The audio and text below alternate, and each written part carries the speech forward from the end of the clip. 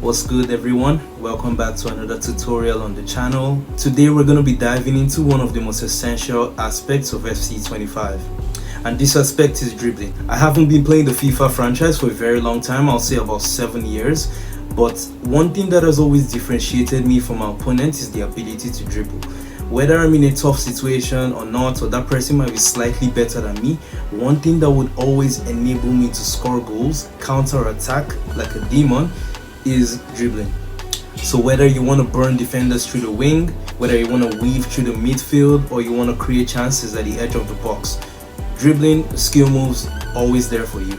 And I understand that this is a very tough aspect of the game to understand, and that's why I'm here. That's why I want to kind of break down my thought process when dribbling. So by the end of this video, I want to have left you with some essential tips, some essential tools to be able to dribble your opponents effectively. And I strongly believe that after you put this in your arsenal, you will improve in the game 100%. Especially with the new patch, there's more spaces for you to destroy defenders. Defending is more manual right now, so when you perform dribbles at the edge of the box, I believe it's going to be very effective compared to the beginning of the game. So without further ado, let's get into it. Okay, getting into this, I believe that there are two major styles of dribbling that you need to implement in this game. Mind you, there's multiple in the game, but I'm here to teach you the most effective ones. And the two most effective ones, in my opinion, are the strafe dribbling and skill moves. It's pretty simple. You combine those two together, you're good to go. The first I'm going to talk about is the strafe dribbling. You hold the L1 and the R1 buttons on your controller and you move in any direction you want the player to move. And you'll notice that the player moves with the ball in a close control fashion. Now, players with technical plus, of course, they're better with this, but if the player doesn't have technical plus or technical base, the player can still perform this style of dribbling. Now, rather than just showing you how exactly to perform skill moves or how to perform the strafe dribbling, I'm just going to show you scenarios where I use the strafe dribbling and how I use the strafe dribbling. Also, what goes on in my head when using this method of dribbling. Strafe dribbling enables you to move slowly with the ball, but the problem or the advantage that strafe dribbling gives you is that your opponent doesn't know when you're about to whip out the skill move. So they don't exactly know how to defend you. Do I just jockey backwards? Do I rush into a tackle? If they rush into a tackle, you could set up for a skill move. If they don't rush into a tackle, you could just keep dribbling them. Now, what exactly goes on in my head when I'm using the strafe dribbling is I'm holding L1 and R1 and I am moving into space around the defender. Now, the defender is going to tackle to the left when he sees me move to the left. Then he's going to tackle to the right when he sees me move to the right. But then I know the next place he's going to move to is the left. So I fake that I'm going to the left and stick to the right. Or I fake that I'm maintaining at the right, then I go to the left. You know, the aim with strafe dribbling, or how exactly you want to use it, is mind games with the center back. You want to kind of trick the center back that you're going a certain way and go the other way. It's basically like dribbling in real life, but you don't exactly need to know how to dribble in real life to know how to dribble in the game. That's the difference. You know, the same way you trick your opponent into shooting the opposite direction or doing a fake shot to the opposite direction, that's similar to also doing a skill move. Doing a skill move is basically going the opposite way you think the defender is going to tackle you.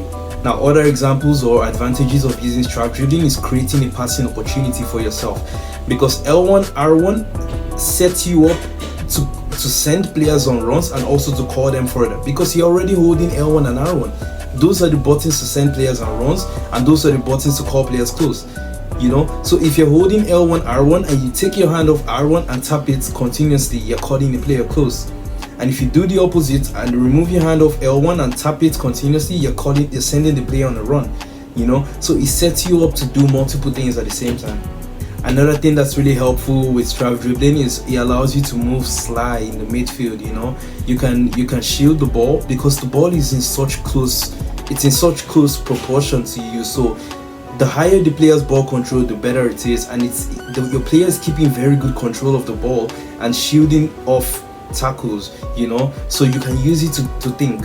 Basically, you hold L1 and R1 when you don't have a decision you want to make in the midfield yet. You know, you move around a bit, you find a pass, you make a driven pass because your hand is already on L1. You know, you send the player on the run, you make a lobbed through ball.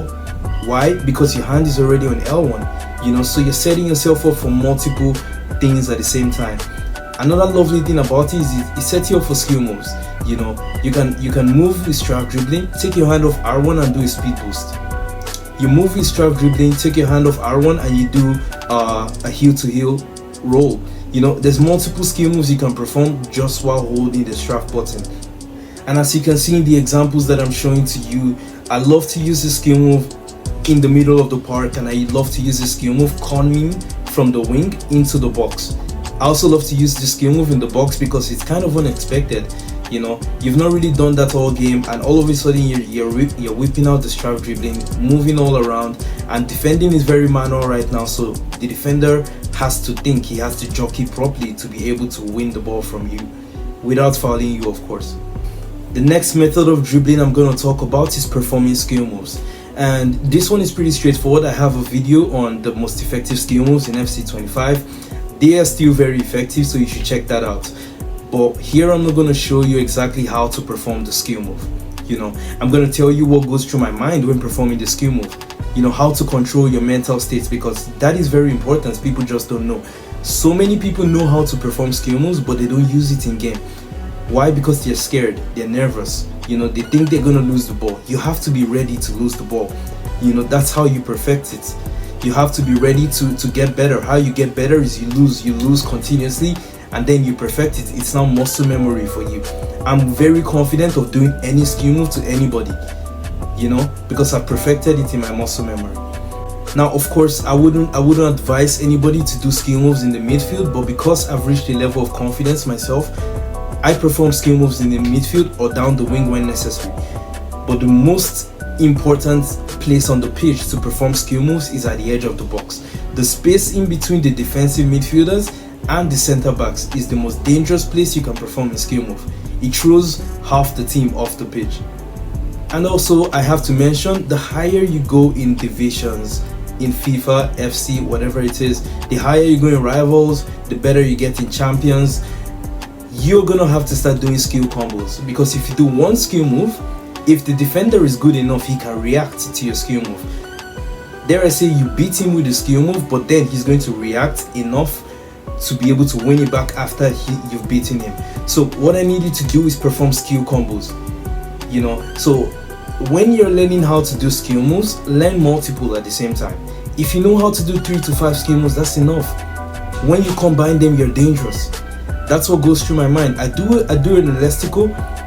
Immediately I do the elastico, I'm already thinking of the next skill move. Why? Because I know that if the defender is good enough, he's gonna read it. So I do an elastico, then I do a fake shot immediately. You know, I do a fake shot, then I do a roulette immediately. Now the defender doesn't know how to think. He doesn't know how to respond, because he responds to the fake shots. But while he's responding to the fake shot, I've already done the second skill move. Now he has no time to think. You know, so that's what I'm trying to explain to you. That's the thought process when I'm performing skill moves. Always be ready to do multiple at the same time, and take away the nerves. Practice, and the nerves will leave you. You'll see in multiple scenarios where I combine both the strafe dribbling and the skill moves together. Game changer, absolute game changer, because you're moving with the strafe dribbling for about 3 seconds, dare I say. Now the opponent's defense is starting to react. He wants to react to your strafe dribbling. He wants to dive into a tackle. The moment you know in your heart that this player is going to dive into a tackle, then you bring out the skill move. Now he's done for. That's why in previous videos, if you watch my tutorials on how to improve yourself in divisions, you will see me mention a lot, talking about how important it is to know the person that you're playing against. When you know the player you're playing against, you know how to perform multiple at the same time for him. Some players you play against, you only need one skill move for them. Not because they're bad, but that's just the way they defend. So when you understand how your player, how your opponent performs, how your opponent defends, then you know the amount of skill moves to use against him. You know how to combine the strafe dribbling with the skill moves at the same time for him, and you can easily improve your game. Okay, that's it for the video, guys. I hope regardless of the division you're in, you were able to learn 1 or 2 things about the effectiveness of dribbling and how to perform effective dribbles.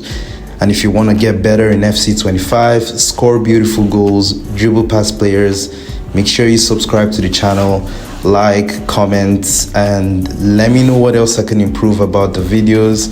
And of course, we'll see you in the next one. Bless.